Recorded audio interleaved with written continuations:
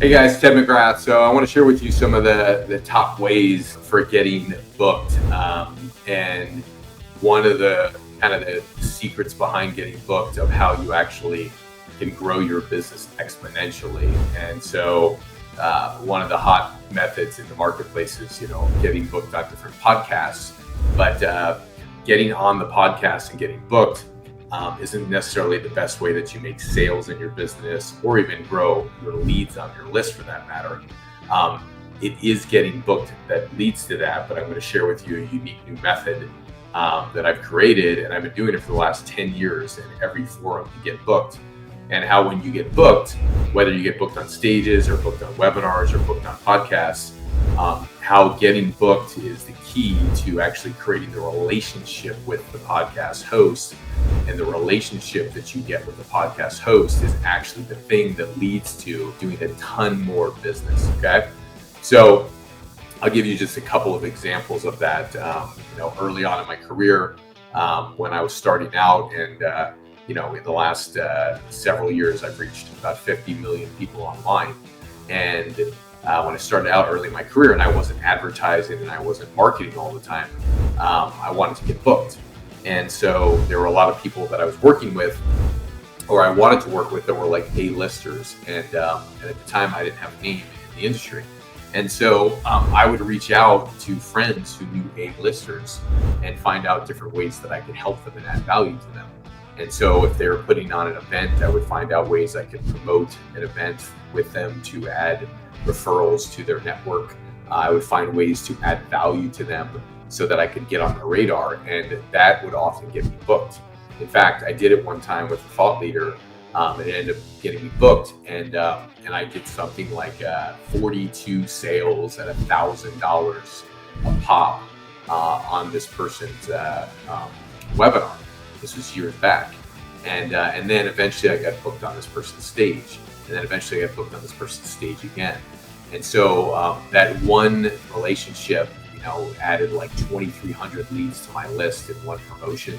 That one relationship led to, probably a couple 100,000 in income. And this was early in my career. And so getting booked has been a primary way, whether for me, it's been getting booked on stages, getting booked on webinars, getting booked on podcasts.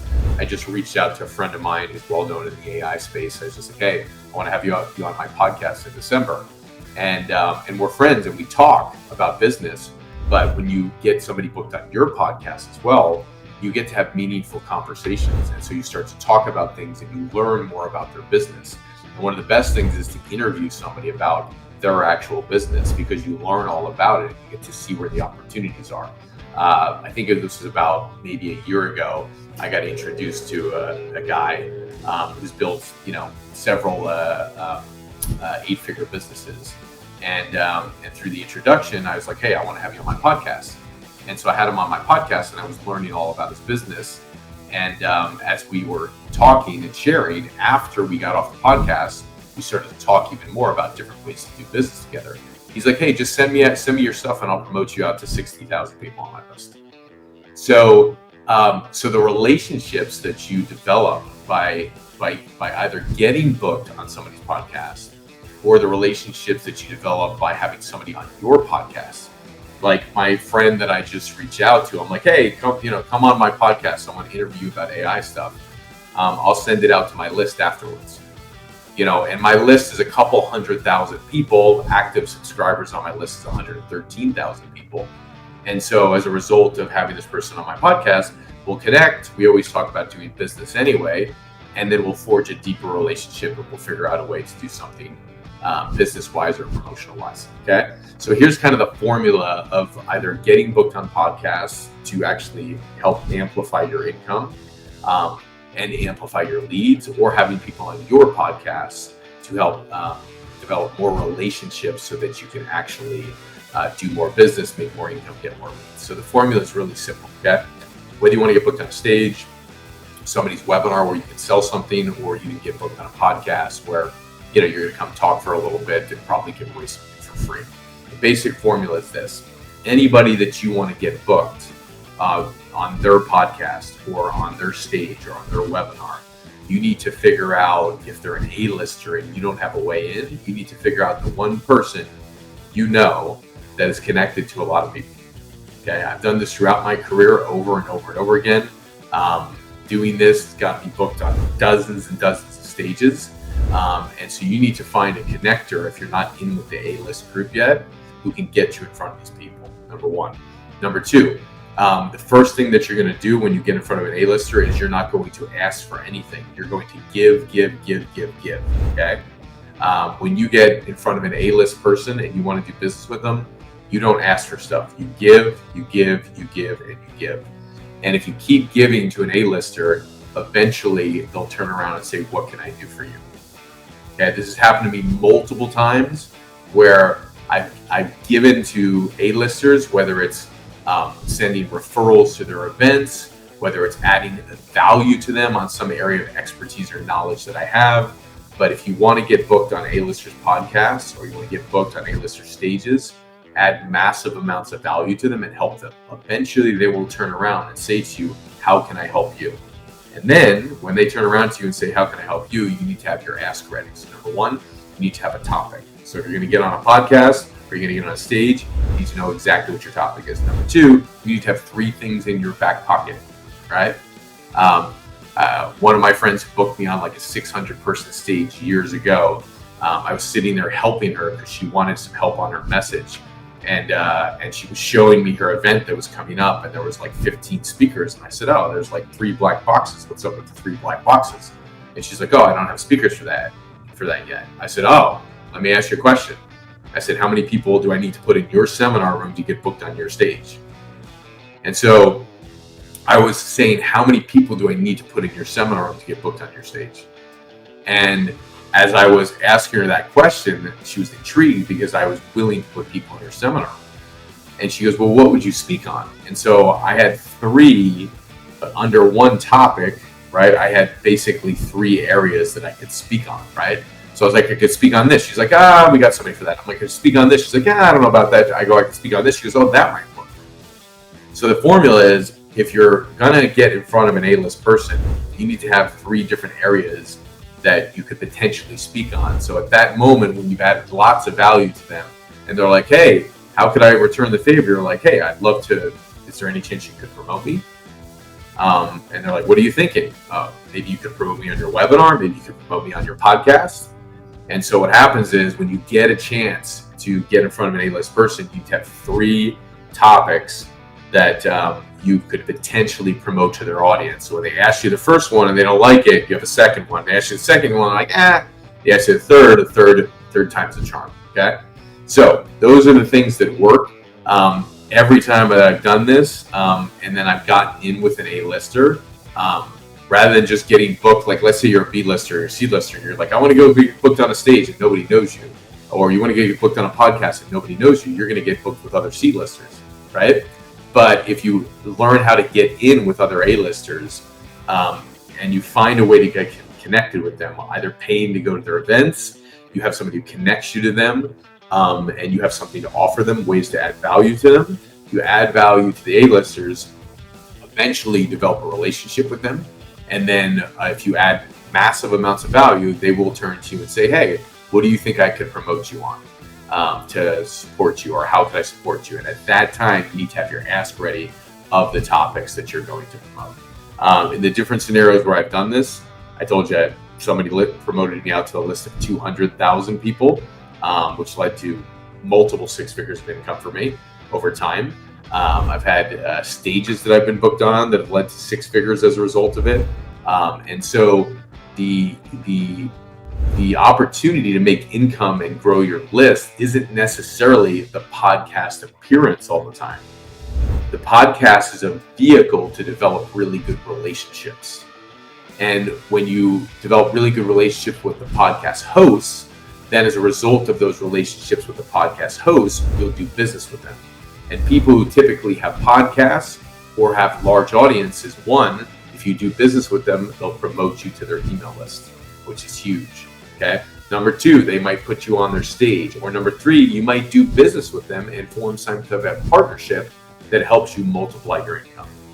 So the true way to actually double, triple, quadruple, 5x your income that you would make off a podcast is not necessarily the podcast you get booked on. It's the relationship with the person that you're going to get booked with. Okay. And the moment you develop that relationship, that's when you start doing business with that person. And that's where you 10x your income. That's where you 10x your lead growth. Okay. I can look at any of those scenarios, like the one I told you earlier on, where that grew my list by a massive size when I was first starting out, simply because I added value to somebody who had a massive list, a massive network, and I developed a relationship with them. And then as a result of the relationship, they promoted me on multiple platform stages, webinars, all kinds of stuff. So that's the way I would recommend doing it. It's kind of like also you hosting your own podcast. Hosting your own podcast is a great way to get those types of relationships that you want on there, and then forge relationships so you can do business with those people. But again, get booked on A-list stuff, because one A-lister will help you make more income, grow your list by more, grow your audience by more, do more for you with one A-lister than you trying to do podcasts or get booked on podcasts with 100 or even 500 C-listers. Make sense? So the whole game is playing out. All right. That's the way that getting booked on podcasts helps you, because it's the relationship of the podcast host that eventually helps multiply your business if you get connected with an A-list podcaster. Make sense? So that's how I would do it. Just moments before I came on, I reached out to my buddy. He's got a massive network. I'm like, hey, come on my podcast. We're friends. We talk once a month. But being on a podcast, I'll learn what's happening with his business. I'll go deeper into his business, and we'll find additional ways to partner together and make income.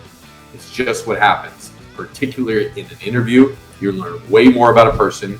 You learn way more about their business. You learn way more about their network. And that type of understanding and knowledge of somebody's business, their audience, their network opens up more opportunities for you and them to do business. And that behind the scenes business that you do will make you more money than any podcast appearance ever will. Make sense? Okay. Hope this serves you, and I'll see you guys soon. Somebody says, do you have any tips on how not only reach out to A-listers, but really connect with them so they take you seriously? Yeah, the tip for A-listers is really simple. Figure out a way you can add 10 times the value to them. That's it. Okay. And 10 times the value is not like, hey, would you promote me? That's not any value at all. They don't want to promote you, right? And so 10 times the value is not like, hey, could you take a look at my thing? I've got this really cool product. It could be a multi-million-dollar idea. The A-lister is the way to add power to them is if you add 10 times the power to them, they then notice you, right? But if you don't do 10 times the power, they're not noticing you because they're playing at such a different level. So what you do needs to be extraordinary to get their attention, okay? Like I told you, one of my friends did an event and I sent over 20 referrals. I didn't know him that well at the time. He had reached out to me to sell me into the event. And then I sent him 20 referrals. And as a result of sending him 20 referrals, I got his attention. I developed a relationship. And then eventually I got promoted to his list. I got on multiple stages of his and developed a great connection with him ever since. So that's how you create relationships for life. Do stuff like that. Okay. Had I not sent him 20 high-end referrals for his event, I never would have gotten on his radar. Okay. So figure out ways where you can help them exponentially. And by helping them exponentially, then you'll get on the radar. And whoever's connected to them, you probably have some friend that has some connection to them that can get to them and find out a way that you can start adding value to that person. Also, you go to their events. You can meet these people at their seminars or their events, or if you show up on a virtual event, you're like, hey, tell me about your next event coming up. I'd love to help promote it. And you promote their events. You meet them in person. What could you do? What could you swap with them? My go-to in terms of swapping with people when I was starting out was I decided to do seminars. And when I first started out, I was able to build up my seminars, particularly locally, to like 80 people in a room. And so I was able to get the attention of some like A-listers who are really good at selling from the stage. And I would go to their events like, hey, do you want to come to my event to sell from the stage?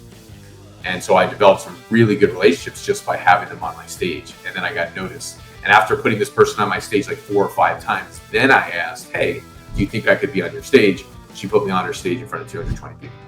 Okay. I remember promoting somebody's books and buying like $15,000 worth of books to help this person become a bestseller at one point. And then as a result, I got on their stage with 300 and something people. And that stage, even though I couldn't sell or do anything, it led to $40,000+ of income, like immediately, for people who just came up to me. And then I eventually enrolled in the coaching programs. So it's always about how do you add 10 times the value to a super affluent person or a person who has a large net. That's basically the game. Okay. And that's how you get in. And once you get on one, then you can meet others and others, and then you grow your influence and power. And then, get them on your podcast. Even if you don't have a large audience, like for me, if I interview somebody, I'll promote them out to 113,000 active subscribers, so it's a great way to flow power to them. All right. Hope this serves you, and see you guys soon.